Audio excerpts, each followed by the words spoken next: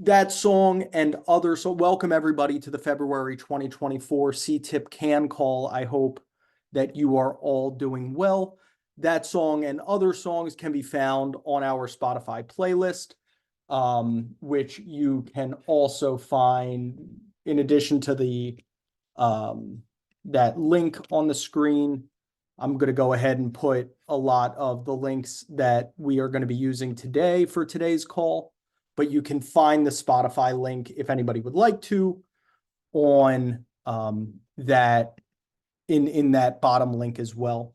A few quick legislative updates, and then we're really excited for today's presentation on communication strategies. We're just going to go through a few high-level legislative updates. Some of it will be review, and then we'll get into the communications roadmap, and then we'll go into breakout rooms and reflection activities toward the end of the call. One quick update. We last October had Melinda Baldwin from the Interagency Task Force report on their first 5 years and what they did through their first authorization cycle. If we remember back, the Interagency Task Force was authorized through the Support Act of 2018. And then this year, it lost its authorization when the appropriations cycle during the continuing resolutions, it wasn't reauthorized. And so there are appropriations available for the Interagency Task Force, but not an authorization for the task force itself to be operating currently. Very excitingly, next month, we expect for the Support Act reauthorization bill, which has been introduced on both the House and the Senate side, to be passed. We expect for that to happen in March. And so the Interagency Task Force on Trauma-Informed Care will be reauthorized when the reauthorization bill, along with other important elements and components of the Support Act, when those are reauthorized, and we again expect for that to happen next month. We will keep you all updated. The Interagency Task Force will then be back in action, and we are very excited for phase 2, which again, Melinda covered a lot of back in October. Just wanted to give that quick update. And on the next slide, just as a reminder, we are continuing to mobilize around the Rise from Trauma Act and the Community Mental Wellness and Resilience Act. The Rise from Trauma Act has a number of important sections. Section 101 creates a new grant program for cross-sector community coalitions. There's a grant program to reduce hospital readmission rates, as well as other important provisions like training for frontline service providers. And then the Community Mental Wellness and Resilience Act funds cross-sector community coalitions to developing a public health approach to work upstream in advance of climate-related disasters and other disasters that we are oftentimes so reactionary to, and instead is working to be more proactive to build community capacity in a way that allows for us to develop the resources and skills and knowledge and connections that allow for us to rebuild from disaster more effectively and more efficiently. And so both of these bills are important, moving through Congress in bipartisan and bicameral ways.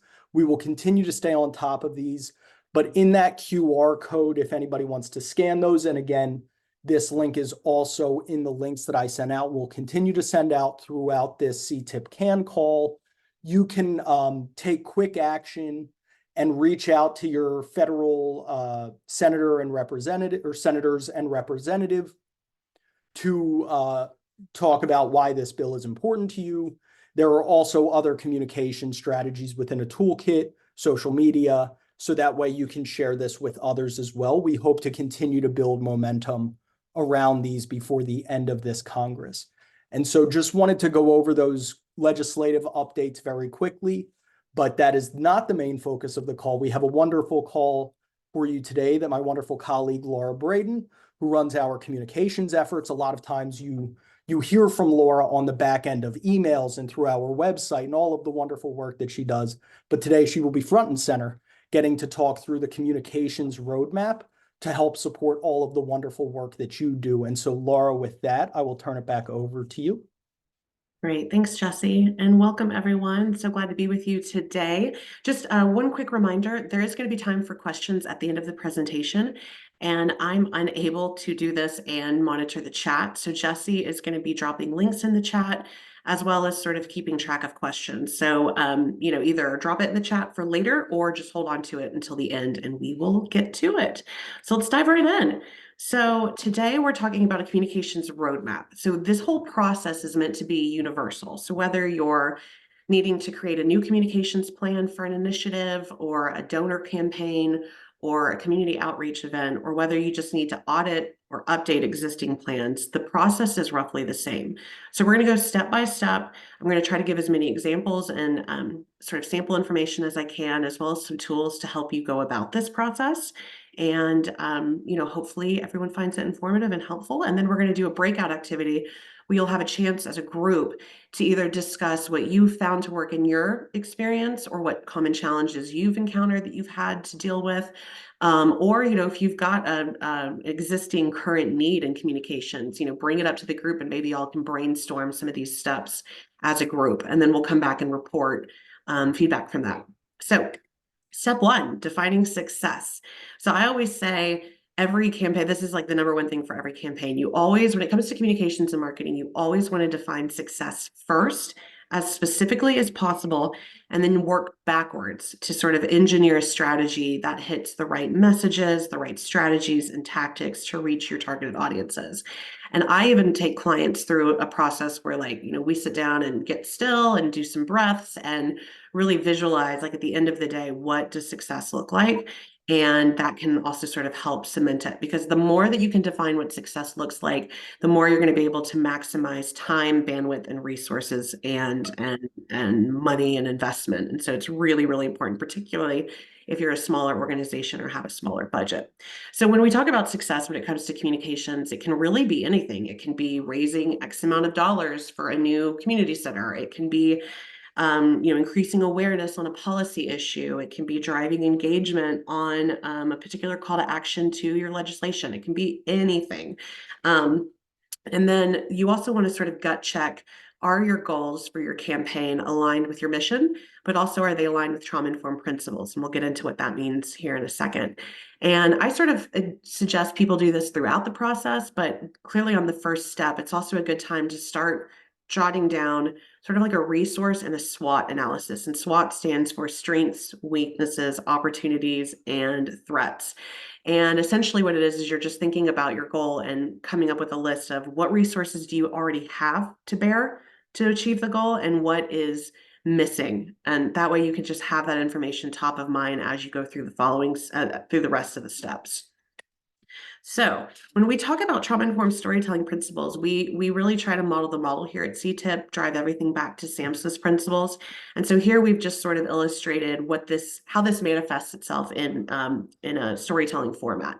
So things like, not framing the story, whether it's a blog post or a press release or whatever it is, but not framing the story around the heroes around the villains, and instead focusing on the heroes, right? Being sure that we're co-creating with folks involved with the story or mentioned in the story as much as possible.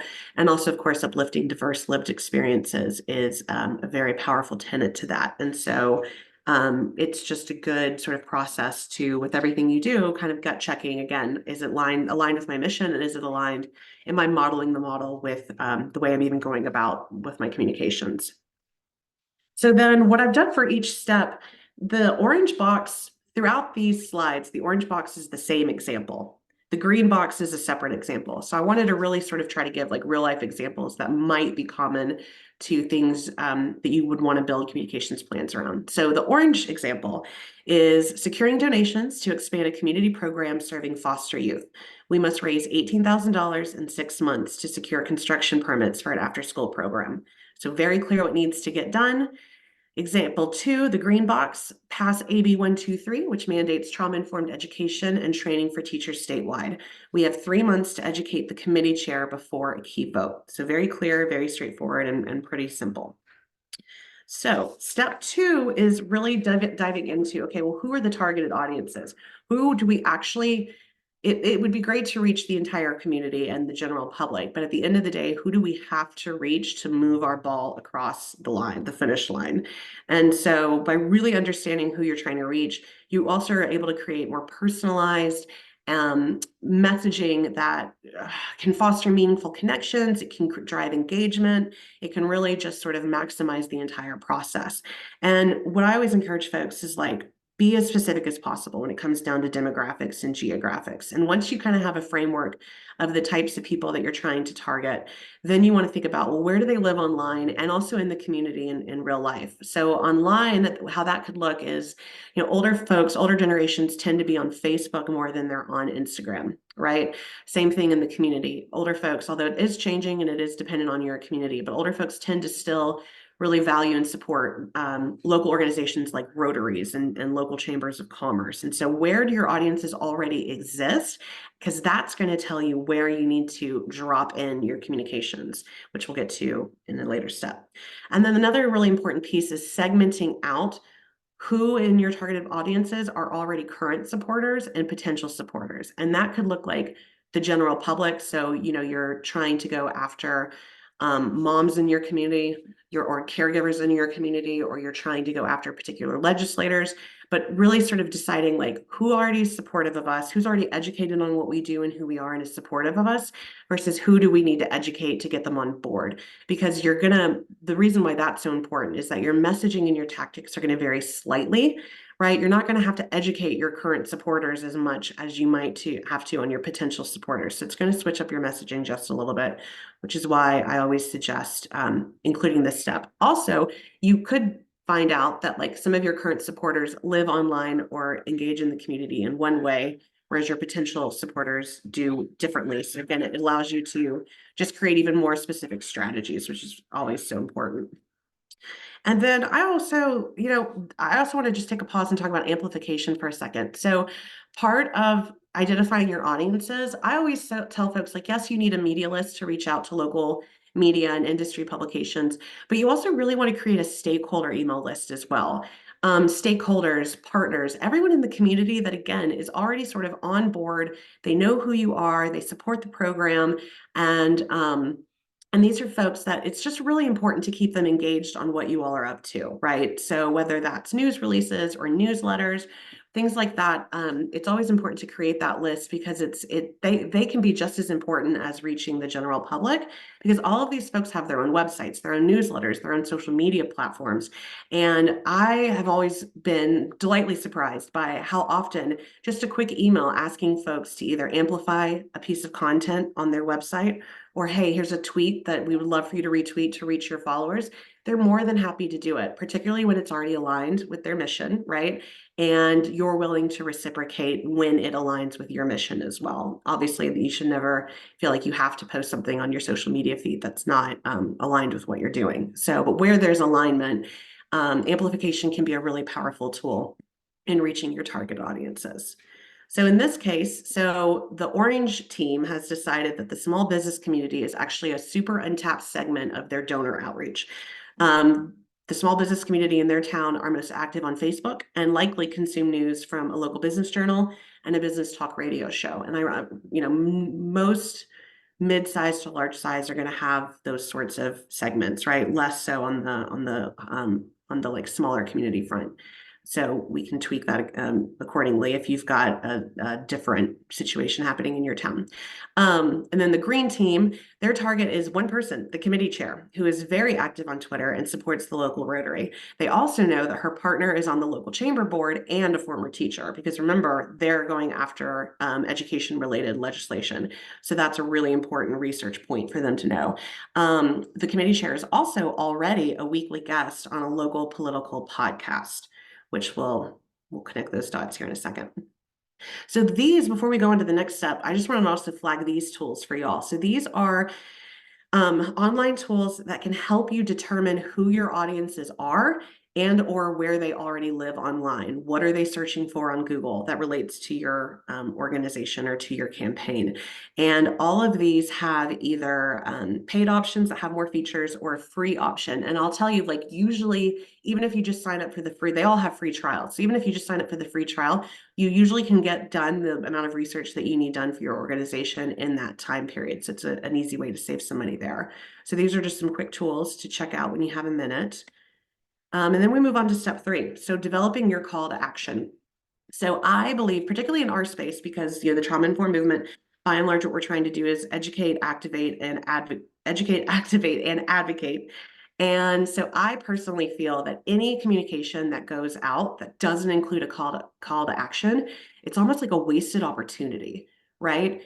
Attention spans are so diminished these days. Inboxes are so full these days. There's no reason to reach out to your community unless you've actually got an action item attached to it. And so what you really want to think about here is, like, in developing your call to action, it's nuanced. So how do you want your audiences to not only act, but how do you also want them to think and feel about the topic? Because that's going to influence the way that you message it and the tactics that you choose to distribute that information and to demonstrate it and display it. And then also I've listed just a few other reasons of why I think it's so important to do calls to action for sure on this step. And then I also want to just point out, so with calls to action, you always want to make sure that they're clear, compelling, and obviously aligned with your goals. Otherwise, again, wasted opportunity. You also want to make it super easy for people to act. So think brightly colored buttons on your website, using QR codes and flyers and fact sheets, hyperlinking your documents to either source material or the call to action. Again, just to make it as easy. You never want to make people have to go Google something or figure it out. You just want to make it clear and easy to figure out. So the Orange team in this case, they've decided their call to action is going to be a roundup campaign where patrons at partnering businesses can round up their bill to donate towards our goal. We will also ID former foster youth already working at our partner businesses to help serve as spokespeople and ambassadors for our marketing and social media efforts. So the big asterisk with this one is we have a whole bunch of tools, and we link to it at the end of this presentation, to really help guide the process so that we're modeling the model when uplifting lived experiences, so that we don't re-traumatize or that we don't trigger, and that the survivor or the person who's sharing their story feels empowered and knows that they have voice and choice, and they understand how their story is going to get used, and they have co-creation in that process. So we have a lot of materials to help folks do that, which we'll get to at the end of this presentation. And then the green team has decided that they're going to sponsor a policy breakfast with their local Rotary and Chamber of Commerce. They're going to invite local media and their stakeholders and partners to participate on the panel. Excuse me, local media will be attending, covering. Local stakeholders and partners will be participating on the panel. And then they're going to distribute fact sheets and talking points to all the attendees. They're also reaching out to folks on their board to see who has a relationship with the chair's partner, because remember, the chair's partner is a former teacher, and so they're likely to already be, educated on the need and the why and the how of the request to begin with, and could end up being a useful ally in educating their partner to support your bill. And then also they're going to reach out to the podcast hosts, right? The podcast hosts that they already know the committee chair participates in weekly, and pitch them the idea of, hey, let's do a whole podcast around this topic. We can supply an expert, and then obviously, invite the chairperson to participate as well and get them on the record talking about this sort of thing. So then last but not least, you want to think about your platforms, and then you also want to think about sort of how are we going to get this work done, right? Because it's great to have this beautiful comprehensive communications plan, but how are you going to actually execute it? So first up, communications platforms and channels. What I mean there is it can include anything from earned media, your website, your newsletter, your social media. It can even be community events. And each option, sorry, my computer just slid.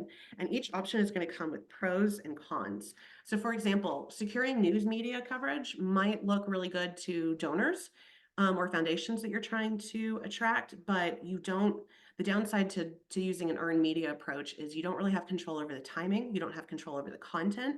You don't really have control over the outcome. And so it can be a very time intensive process with, not high risk, but like medium to high risk, because again, you don't know how it's going to turn out. Versus if you focus on building out your existing website, newsroom, blog, and your existing email listserv, right? Because some of you have kind of your universe already captured in your databases, whatever you use to manage your members or your community. And so there's another strategy where you also just sort of lean heavily on that, and you create content on your website, and you create videos, and you create social media content, and then you just position it to reach your email listserv directly through blast emails, through social media targeting, all sorts of different things. And the con there is you might not reach as large of an audience as if there was an article in the local paper, but you have complete and control over the timing and the content and the messaging, so that everything gets communicated the way that you want it to. And then I also say, like, no staff, no problem. Not entirely true. I don't want to be flippant, but you do have options if you've got either limited bandwidth or staff options to actually execute this stuff. So a lot of folks have found success in reaching out to like local colleges and seeing if there's interns. A lot of colleges, communications and journalism departments have internship programs already built in, or job board databases that you can lean on. There's also local freelancers just about in every city these days that can do this sort of work, and they can be incredibly cost affordable to utilize. And then also local firms, local public relations, local marketing firms are always looking for pro bono work to support their larger portfolio. And so it's totally normal to reach out to these folks and make the ask, right? Of like, hey, we have this project. We think it's going to take this many hours. Here's sort of what we're thinking. Are you guys interested in helping us out? And if so, can we meet to discuss it further? And what I found is the most successful partnerships are when your ask is as specific as possible. So less of we need a communication plan for this versus we need a landing web page built for this donation campaign that we want to run, or we have an event coming up in 3 weeks and we want to help generate some local media coverage and get media to come out and help. Can you help with that? Specific as possible. It's going to also help them ensure that they have the time and bandwidth and staff to help so that it's successful. And then also be realistic, right? It is going to be pro bono, a little bit of like you do get what you pay for. And so be realistic. It's going to probably be a bit difficult for a pro bono project to get a Wall Street Journal article written, because those are incredibly time intensive processes to get done.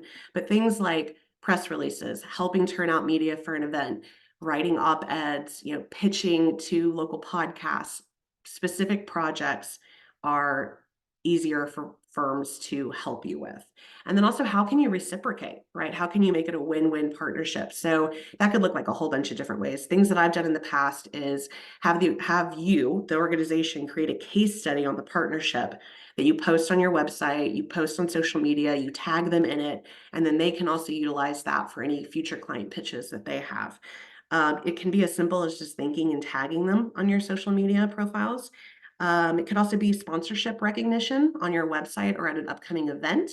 And it also could be coming together and pitching a story to local media about how a local firm and a local nonprofit came together to support the community. Local media love covering that sort of thing. So there's all sorts of ways to sort of make it worth their while beyond the obvious mission of helping the world become more trauma informed. So in this example, what the Orange team decided is they've got one staff person that they're going to assign to the project who's going to execute the whole campaign. So they're going to rely on volunteers and board member participation to recruit the participating businesses, right? Because this is a multi-layered process. ID the former foster youth interested in sharing their experience, and then developing a fact sheet, talking points, and press release for the media outreach. So they've got a staff person that's going to sort of facilitate and be the cruise ship director for the project. The green team actually is lucky and has a board member's nephew who has experience in communications and marketing and is willing to and interested in donating their services pro bono. So they're going to handle all logistics and execution, and then the executive director for the nonprofit will serve as the liaison and project manager to both ensure the project is on track, but also to make sure that the board and other folks involved receive timely updates and requests for assistance. Okay, so if you remember nothing else from all of that, here are some hopefully helpful and handy key takeaways. You always want to define success and align goals. You want to know your audiences. You want to craft compelling calls to action, and you want to leverage communication platforms strategically. And you want to empower collaboration and reciprocity. Ooh, I said that right on the first try. Whenever possible. So that is the roadmap. So now we're going to go into the breakout activity. So All right, all right. Here's where I shine. so you've actually got sort of like choose your own adventure. So you can either brainstorm around a specific communication need that one of you has right now, and you can kind of talk through like the first couple steps. What's your ultimate goal? How are you going to measure success? What do you already have? What do you need? Or you could also just have a general discussion around what's worked for you in the past, what common challenges you've faced and overcome, or a third option, choose your adventure. So How just would you direct my group? That will be a group decision, but we appreciate the enthusiasm very much. I'm just telling you feelings. Thank you. thank you. And then just as a reminder, these are our community agreements that we try to abide to when we're speaking and communicating and discussing. And so, Jesse, I'll let you take it from here in terms of Yeah. breaking it out. Laura, one quick question is, do we Yes. want to give like some time for the brainstorm on the sheet that's in the chat before breakouts, or go straight into the breakouts? Okay, we'll share that it exists and give folks a chance to pull it up if they want to. But I think it's unrelated enough that we can probably just go straight into the breakout, but let's discuss it real quick. So this first link, QR code, the communications roadmap discovery questions. So everything in that presentation, I tried to section out with all of the questions you need to think about for each section, right? So it's like a full discovery process that covers all of the steps. That's more of a takeaway for you all to take back to your office, take back to your desk and do separately with your team or by yourself. But that exists. And then these are some of the other resources that we mentioned, but we'll pull this slide back up again after the breakout activity. Right on. Thank you. And I am just setting the breakouts here. If you don't mind, did we read out the community agreements while I set up You the want me to break? read them out? Sure. So Yeah, while you're just setting that up, so we will commit to inviting everyone to participate while allowing everyone the right to pass. We demonstrate respect by giving our attention to the person who has the floor, creating space for others' perspectives, experiences, ideas, and contributions, prioritizing impact over intention, preserving confidentiality and privacy. We also choose and use our words with intention. We engage with curiosity and compassion rather than shaming others or making assumptions. So we always want to call in instead of call out. We try to use inclusive language that's accessible to people with varying levels of knowledge and familiarity with the topics being discussed. And we try to take and make space by paying attention to how frequently, how long, and how quickly we participate. We speak from our own experiences by using I statements instead of generalizations. And last but not least, we engage in ongoing self-reflection, taking care of ourselves in whatever way makes sense for each of us during the discussion. right on. Thank you, Laura. Mhm. So I'm about to open the rooms. Y'all will have 15 minutes during those breakout rooms, and we'll be sending a few messages to you. And if there are any problems, if you're in a room where others are not participating, please feel free to come back into the main room or send us a message, and we're happy to help out with all of that. But opening the breakout rooms now and looking forward to hearing about the experiences very, very soon.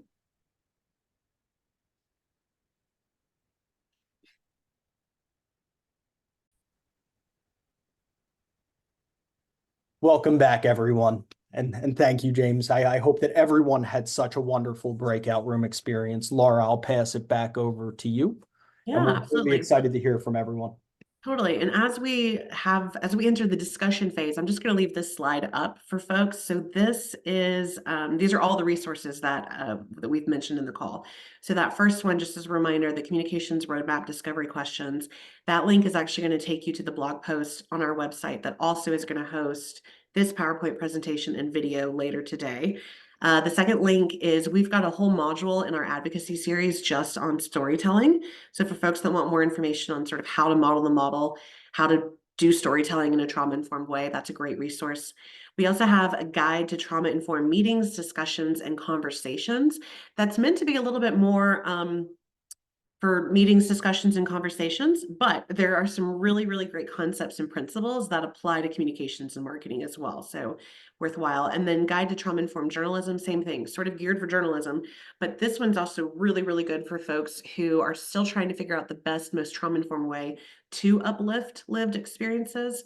We've got some really great tips and advice in the Guide to Trauma-Informed Journalism on how to just make sure there's voice and choice and empowerment in that process. So with that, I'm just going to open it up because we are a smaller group today. So anybody that wants to share what the group discussed and or questions, we'll open it up.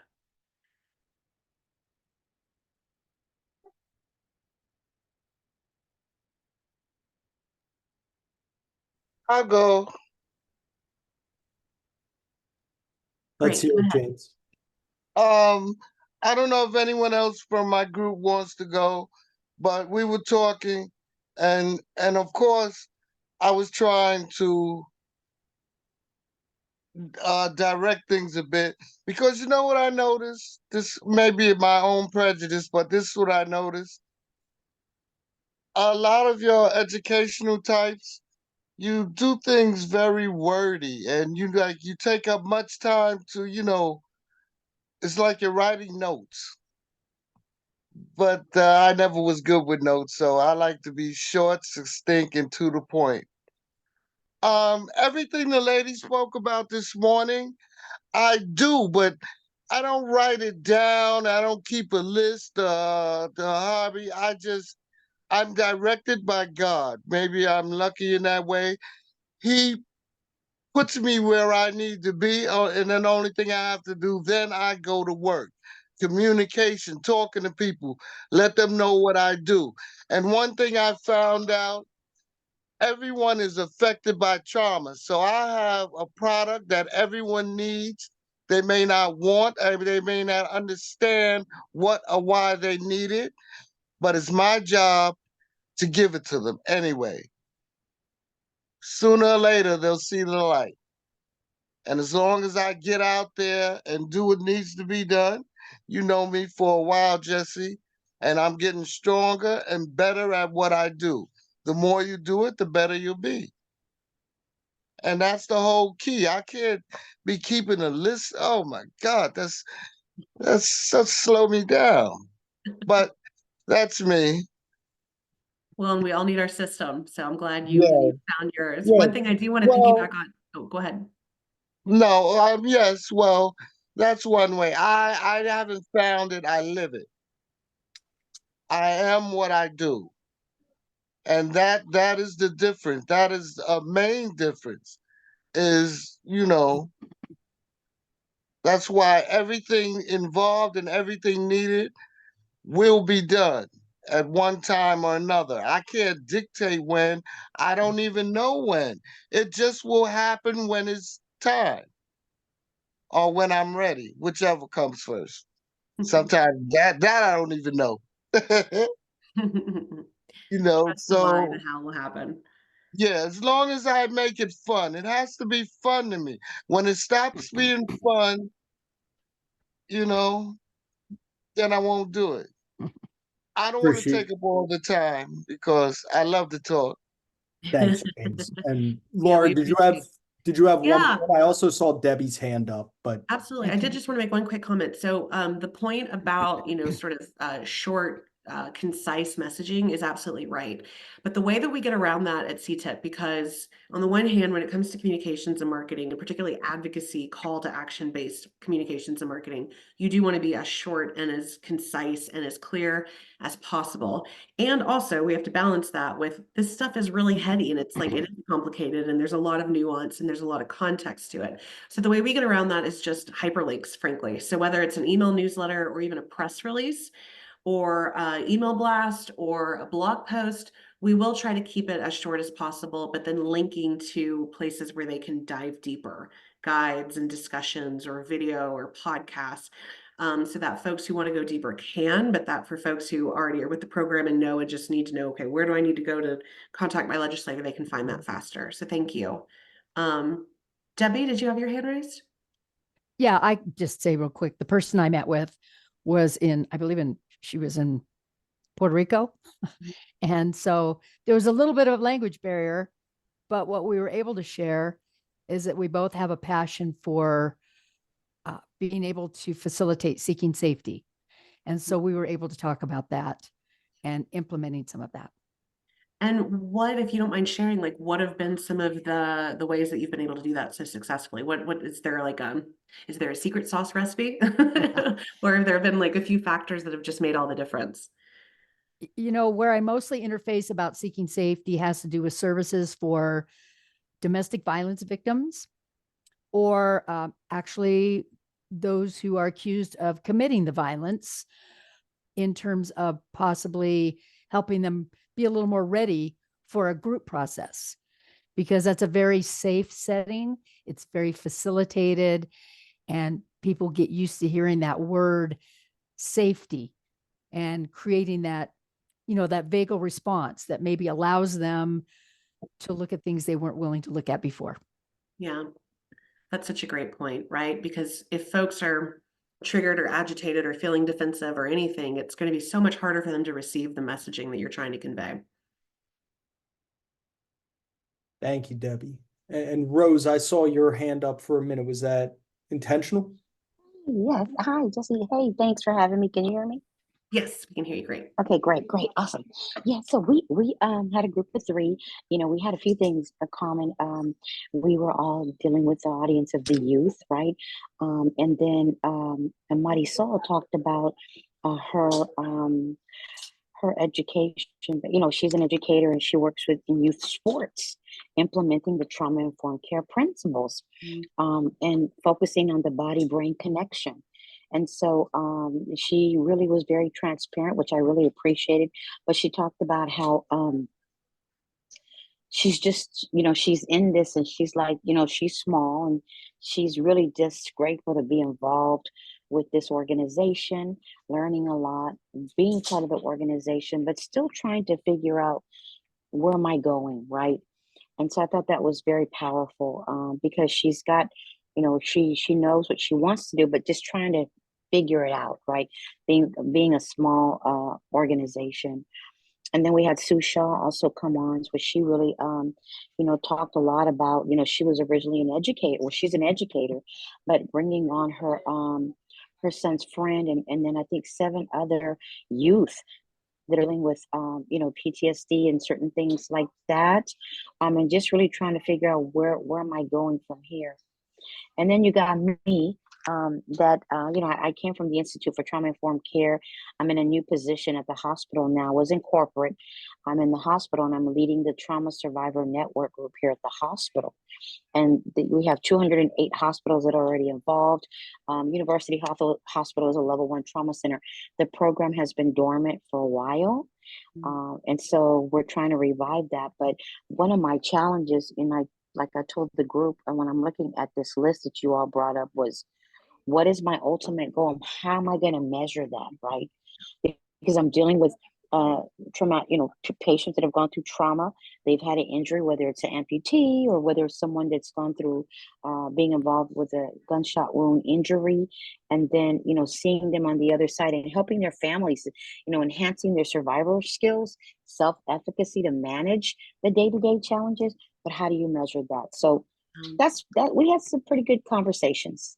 I so appreciate that point being brought up because I think it's a really important point. So traditional communications, PR, marketing, advertising, they rely a lot on what they call KPIs, key performance metrics. So that can be anything from impressions, it can be, how many media clips you secured, but it is half racket and half real. And I say that candidly as someone who's been doing this for 20 years, because particularly in our space, when the process is ongoing, there's usually not a final point, right? It's an ongoing process.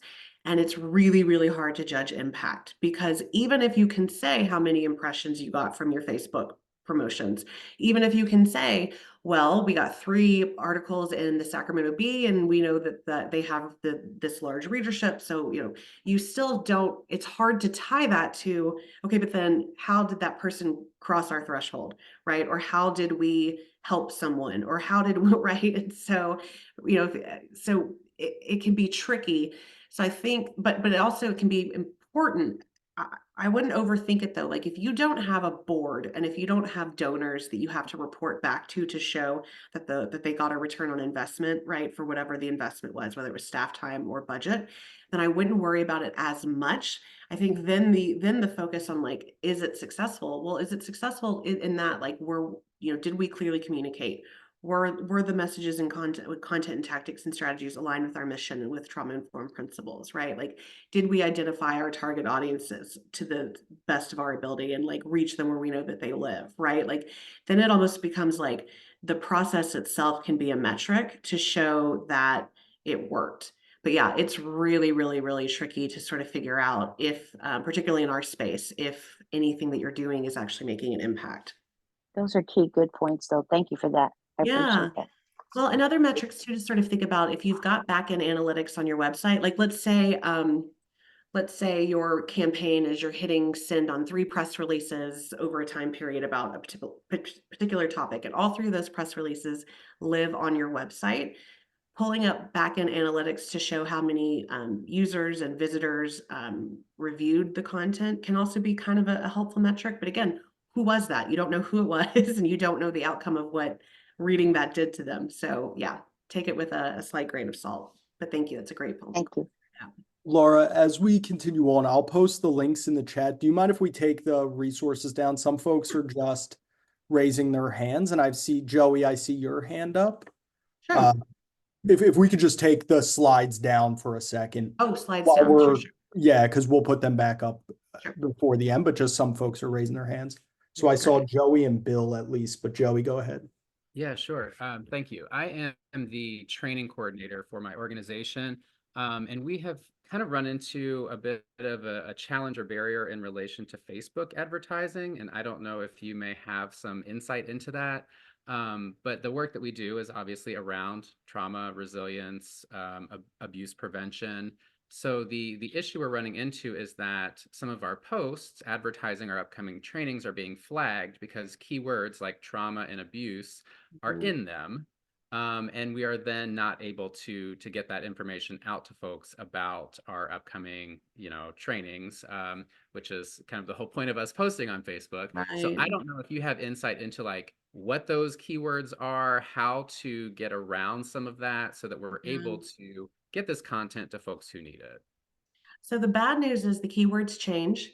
And the bad news is that Facebook is spotty with their enforcement, right? So you'll get away with it for some posts and other posts will get flagged, but enough times and they'll suspend your account and it's, a huge pain. So I would say, every couple months or so, Google, Facebook algorithm banned keywords, something like that, or censored keywords, and it should come up with the latest. Because I think particularly with the 2024 election happening this year, they're going to be even more diligent on that sort of thing, with all the wildness going on in the world right now. But the way that I usually get around that is I will try to put that sort of information into the graphic that I've made for the post. And that typically, sometimes they'll still flag it, but like 99% of the time it will go through. And then you just try to keep your caption more like, for more information, visit this website, right? Or to register and for more information. So, the only slight downside of that is obviously when in the design of that graphic, you want to make sure it's not too text heavy, right? You don't want to go overkill because that will trip the algorithm for just not being an aesthetically pleasing graphic, and it'll show up lower in the search results. They'll push it away because they don't think it's compelling for people to look at. So you do have to kind of measure that. So I would say almost like think about like what are the key terms you can't put in the caption and try to get those into the graphic and then put the rest in the caption, if that helps. Can I step in here? Yes, sir. Okay, because I have expertise in this field. Maybe LinkedIn would be a better place for you, or check your advertising, check out what you may be doing wrong for Facebook, and change it a bit. Evolve it, make it more suitable for them. And analyze, see the other ads you're up against and what they're doing and what you're not doing. Okay? Don't try to figure out their algorithms because that's virtually impossible. See what you're doing compared to what others are doing that are there. And LinkedIn is more of a intellectual spot. Maybe that's where you should concentrate on, or find another medium. Yeah, I See appreciate what I'm saying? You're welcome, sir. I try to help wherever I can, whenever I can. Have a great day. Thank you. Chaplain James, matter of fact, New York City. Thank you. Bill, I think you were next. Yes. So when it comes to really showing impact, one of the areas where we've worked is in Arkansas, where they were really trying to deal with families in crisis, often, incarceration, substance abuse, homelessness, lots of trauma. And they were two things. One was a system approach to collaborative case management. And in doing that, as they worked on connecting teams of people with the individuals to develop sort of their game plan for getting out of crisis to career and flourishing, they were capturing data on 13 different dimensions of their lives on a scale from crisis to flourishing. And so it could be, were they at risk, were they in crisis, were they stable, and so on. And they've been capturing that for now thousands of people that they've been helping, and they keep them in the system for years because they're getting help with their efforts, and it's not all just fragmented work. And we just did a webinar on that. It's a nonprofit, so they developed a very powerful but very economical platform called Hope Hub, and they've deployed it in a trauma-informed approach to really think about how do they help reduce the trauma, how do they help people heal and get on track. But the beauty of it is that the data that they get is really concrete data, being able to show people that moved from crisis to at risk, from at risk to stable, from stable to, whatever there's 5 steps for each one of these. And then they can look and see what they did, who was on their team helping them. So the webinar got rave reviews. So yeah, and Carrie just commented on it. She saw the webinar. So I put that link in there under That's the great. Thank you. improvepophhealth.org Hope Hub. Yeah, I webinar. know, comprehensive data collection can be just really difficult. So that sounds great. And then depending on, just to sort of extrapolate that to then once you get to a stopping point with that data, and or every couple of years or so, depending on the legalities and ethicalness of using it, that data could become so much content, whether it's a report, a press release, right? You could come up with policy recommendations based on that data that you release to the media. You could host webinars around that. You could do all sorts of things. Of course, keeping in mind whatever legality and ethical. Yeah, and they've got all of the HIPAA and all that other details covered for the operational use of it. And then they haven't begun working with the academics who know the appropriate, rules for de-identifying and working with the data, but they're now getting up to 5 years in some of their communities where they've been working. So it's a great data set. But sounds like the key thing is that the data is essentially just the digital exhaust of the process of helping people. Right. So that's much better than having to do the work and then enter a bunch of data someplace. Right. Well, and I'll get to Carrie next, but something that was said earlier, an idea just popped in my head. Another way also to sort of prove success is if you're co-creating communications campaigns. Someone mentioned that they actually brought in the youth, right, and co-created the program and stuff with them. So that can also be a success marker in terms of, hey, we sat down with all of our messaging and content materials with the audience that we're trying to target, and they told us in an informal focus group or an informal meeting setting that like this resonates, and then it lands with them. That also could be another way to develop some sort of measurement of success when it's difficult to do so. But Carrie, I saw your hand up. I hope I'm going in order. Sorry if I'm missing anybody. Actually, my hand was not up. I was just agreeing. Oh, But I will say that the Hope Hub thing is amazing because it does have organizations in those Arkansas communities working together as a team, yeah.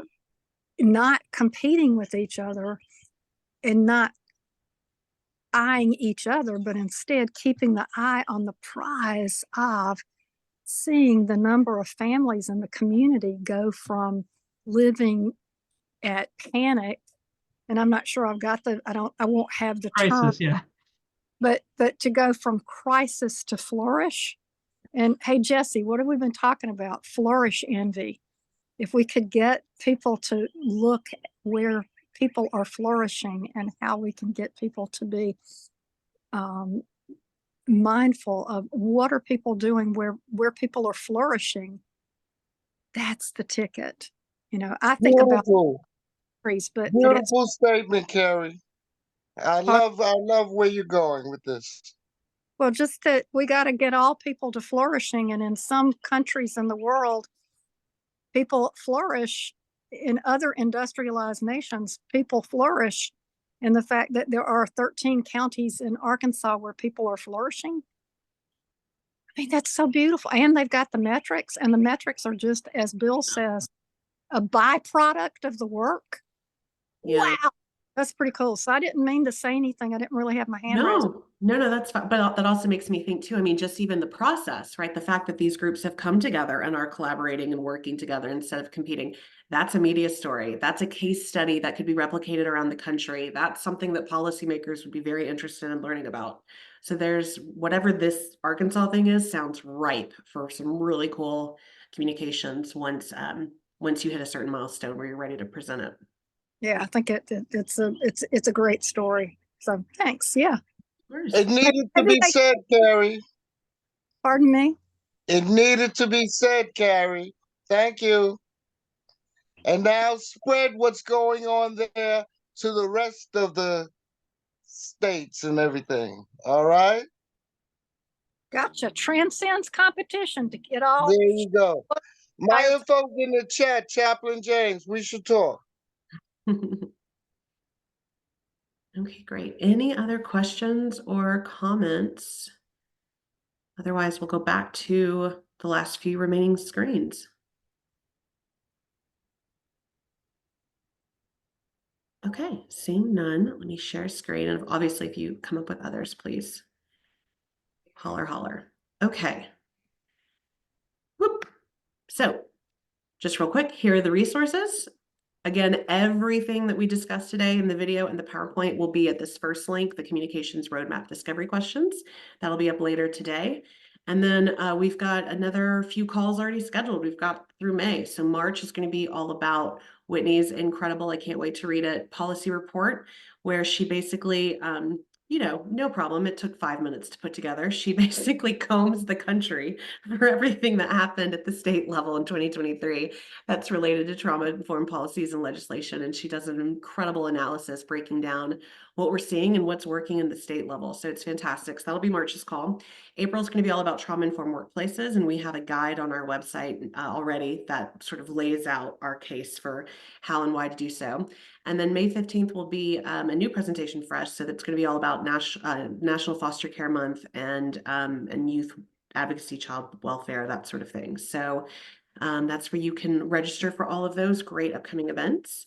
And then last but not least, we have a feedback form. So we love to hear from folks what you thought about the call, what went well, what could go better in the future. And this is my email in case anyone has follow-up questions. I'm available to you all to brainstorm, to help pitch. I can pull media lists, whatever y'all need. We are here to help move the movement forward. This was a great call. I loved it. Thank you. Appreciate everybody's time. All right, Jesse, I'll turn it back to you.